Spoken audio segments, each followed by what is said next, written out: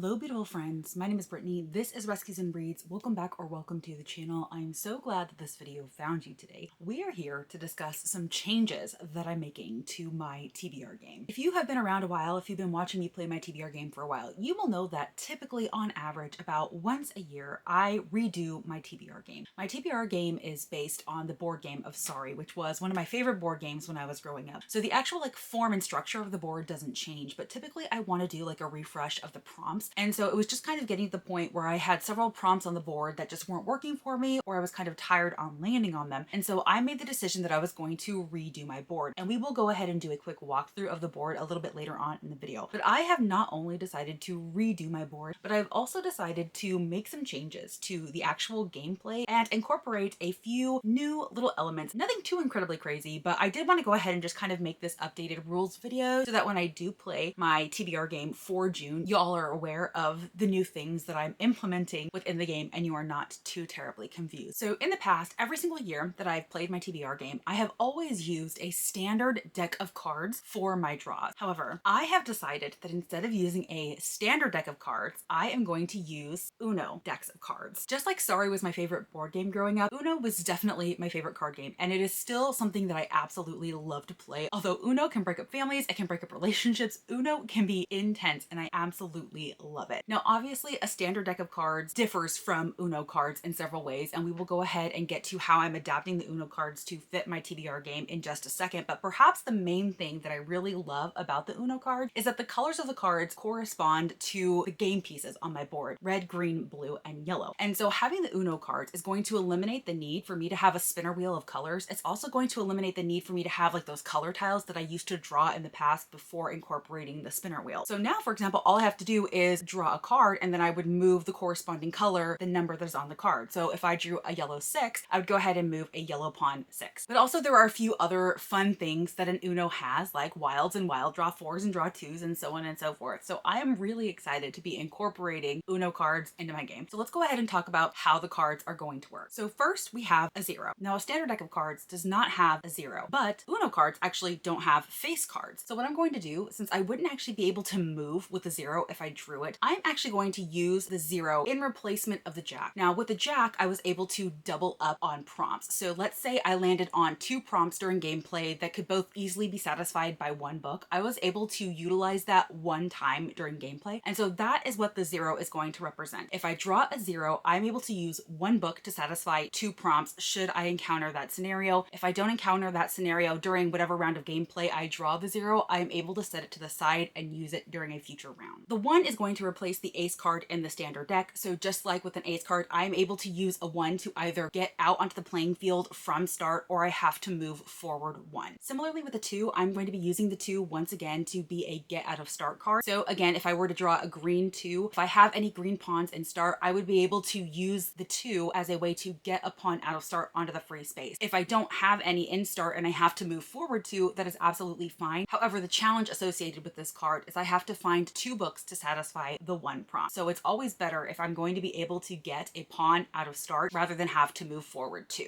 A 3 is going to be a very straightforward movement. Like I can move forward 3. However, I have to try to find a book from my physical TBR to satisfy whatever prompt I land on. Now I say this with the caveat that my physical TBR these days is almost literally 0. I think I have about 2 books currently sitting on my physical TBR that I still have to read. So it's not always going to be possible for me to find a book from my physical TBR to satisfy the prompts. So first I have to check my physical TBR to see if there is anything I could use to potentially satisfy the prompt, and I have to go with that. Next, we have a 4. Now, if you'll remember in the standard deck of cards, the 4 was a reverse. So whatever pawn color I chose, I had to move backwards 4. However, in an Uno deck, there are actually reverse cards, which we will be talking about in just a second. So for the 4, there's going to actually be no challenge associated with this. It's just going to be a straight move the pawn forward 4 card. With the 5, we are going to be moving forward 5. However, I have gone ahead and made this the Patreon poll card. So whatever prompt I land on with a 5, I have to go ahead and poll my patrons to figure out what I'm reading. So I do not have total control about what I read for whatever prompt I land on after I have drawn a 5. 6 is another card that currently has no challenge associated with it. I will just move forward 6. But I am not opposed to having every single card have some type of challenge attached to it. Currently, 4 and 6 are the only ones that really don't have anything attached. So if you have any kind of actions that you think I might be able to include with my draws for these cards, please feel free to leave that feedback down below. I would love love to consider incorporating it. So it is possible that I may change these draws going forward as I continue to curate and hone the game. For right now, 4 and 6 are the only ones that really don't have anything attached. I will just move a pawn forward 4 or 6. All right, then we draw a 7. And with a 7, I can either move forward 7 or I can split the moves between 2 pawns. Now, this is only going to be useful to me if I have a pawn within the safety zone and I want to get them into their home base. So let's say I have a pawn in the safety zone and I'm 5 spaces away from getting it into the home base. I could move that 5, and then whatever active pawn I have on the playing field, I could move it the other 2. This is not going to be strategic if I only just have 2 pawns out on the actual playing field and not in the safety zone, because that could potentially land me on 2 separate prompts that I would then have to satisfy with 2 books, if that makes sense. So this card is basically here for strategy, and it's only going to work if I have 1 pawn in the safety zone. Now with the number 8, this could be either a reward or a punishment, depending on what actually happens with it. So with the number 8, I actually have the opportunity to switch out a prompt that I land on for a different prompt. However, I do not have a choice in what prompt I switch it out for. So let's say I land on a prompt that I'm really just not in the mood to satisfy. What I can do is go to the cup full of my patron prompts. So I have a thread in my Discord for my patrons where they can leave me all kinds of prompts they might want to see me satisfy, and that is what I would draw from if I drew an 8 and really did not want to satisfy the prompt that I landed on. Now this is another one that I'm going to have to be really selective about, because the prompts that my patrons give me can either be really kind or really devious. So there is every chance that I will pull a prompt that I just do not want to satisfy, but once I draw that patron prompt, I am stuck with it. I cannot swap it out. So I would have to really not want to satisfy the prompt that I land on in order to use the challenge/advantage associated with the 8. And then we have 9, which is actually the final number. And this is going to be kind of a reward card. It's a treat yo shelf card. So whenever I land on a prompt as a result of the number 9, I actually get to treat myself to a book to satisfy this prompt. Now, if I actually do have something on my physical TBR that would work for the prompt, I'm not going to go out and actually treat myself to something new. But if I do not have anything on my physical TBR that will satisfy the prompt, I get to go in search of a nice shiny new book in order to satisfy the prompt. All right, so those were the standard number cards. Let's go ahead and talk about the fun cards that Uno has as a part of its deck, starting with reverse. Now, I actually have 2 different Uno decks as a part of my cards, and so one is older and more traditional, and that actually says reverse on it, and then there's just this one with the reverse arrows symbol on it, and I wanted to go ahead and show both. So here's how the reverse is going to work. Whenever I draw a reverse, I have to hang on to the card until the next time I draw an actual number with a color associated with the reverse. So if I draw a yellow reverse, it's going to hang out on my board face up until I draw another yellow number, and at that point I have to move backwards the corresponding number. Now obviously with a 0, I'm not going to be able to move backwards, so if the next draw was a yellow 0, I would just go ahead and use the 0 as it's intended and then still hang on to this until I drew an actual number that I would be able to move. This means that I would be able to either move backwards 1 through 9, making this a bit more challenging than the last rules, which only had the number 4 moving me in reverse. So this could get pretty ugly. Now with this, I am not able to use a 1 or a 2 to get out of start. I have to move a pawn backwards 1 or 2. So this actually negates the rewards associated with a 1 or 2, if that makes sense. We're also going to have similar rules for the skip card. So if I draw a skip, it's going to hang out on my board face up until I draw another number associated with the color of the skip. Once I move that pawn and it's landed on a prompt, I will then have the opportunity to skip that prompt entirely. So this is going to be a little bit of a reward card. Now, if I do land on a prompt that I don't mind satisfying, I actually get to hang on to this until the next time I draw a number associated with the right color until I reach a prompt that I actually want to skip.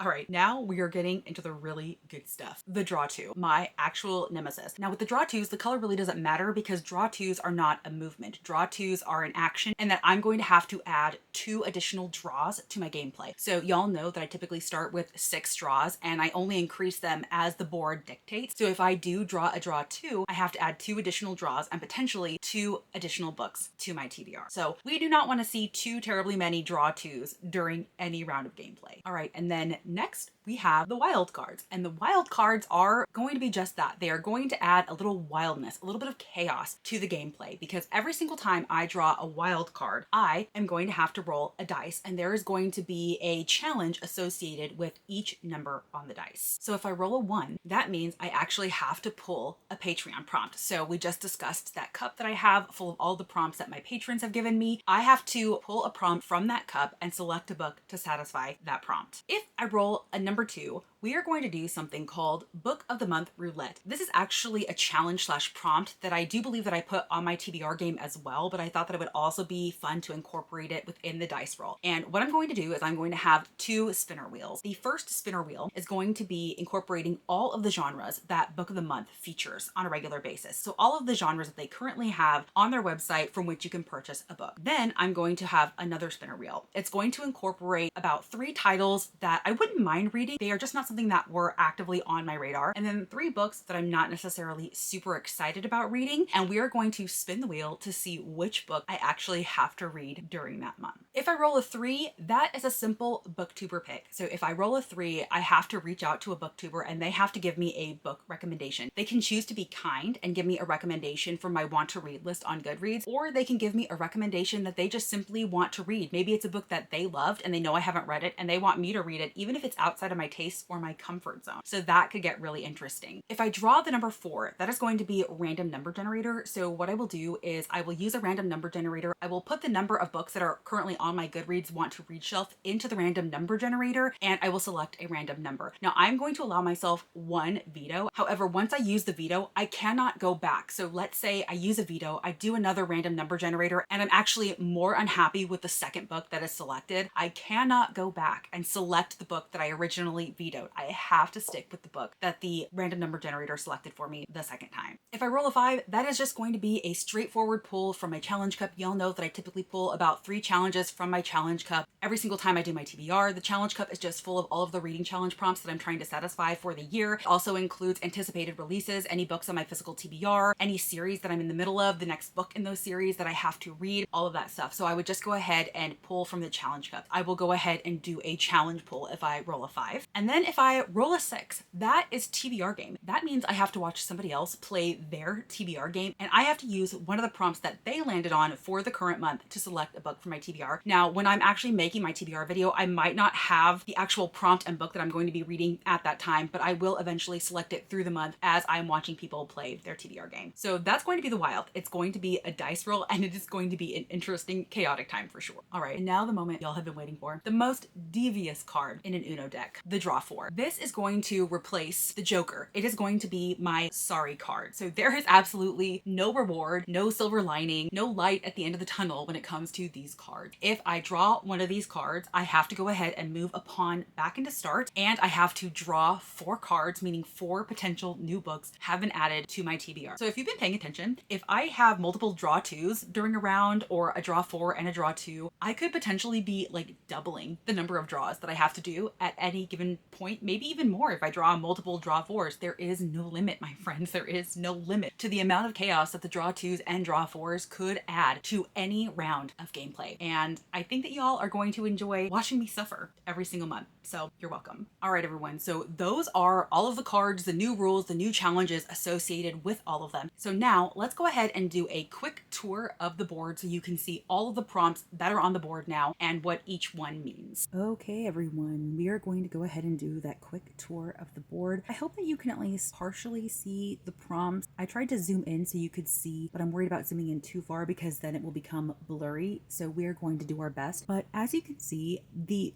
really only main difference about the layout of the board is that I now have a reverse and a skip option here on the board. That is where I'm going to be placing any skips or reverses that I need to have waiting for me for the next time I'm able to utilize them. So that is the only real addition to the board. The main things that have changed are just some of the prompts on the board. So you're going to see several repeat prompts, but also some new prompts as well. So we'll go ahead and start right over here in this corner. Just as with the last game board, I have the corners relegated to seasons, so summer, winter, spring, and fall. And so that just means that I have to read a book that encompasses those vibes, whether within the plot setting or maybe on the cover. So we have summer. Over here, we have NPR Books We Love list. So NPR puts out a list every year of the books that they love. And so whenever I land on this, I just have to go to one of those lists and pick a book. Right here, this means less than 10,000 ratings on Goodreads. So I have to find a book and read a book that has less than 10,000 ratings on Goodreads. So so maybe it's a little bit less of a well-known type of book. Here we have yellow on the cover, romance or contemporary novel, which is pretty self-explanatory, a multiple POV book, so a book that has to have more than one perspective. Pet pick, I know y'all love a good pet pick. Someone else's TBR, so that means I have to watch somebody's TBR video and read a book that they have put on their TBR. Goodreads Choice Awards, that means I have to read a book that has either won the Goodreads Choice Awards or was at least a nominee for any year that it has been around. Bookbox Fairy Loot, this means I have to read one of the books that I have received in my Fairy Loot bookish subscription. Nature, that means I have to read a book with nature in the title or on the cover. It can also be a book that has nature as a big part of the setting. Here's that free space that is outside of every single start. Then we have Bookseller Recommends. So this is going to be a really fun one, y'all, because this is going to require me to go into a local bookstore. Unfortunately, the only one that I have even close to me is Barnes & Noble. So I will have to go into Barnes & Noble and look at,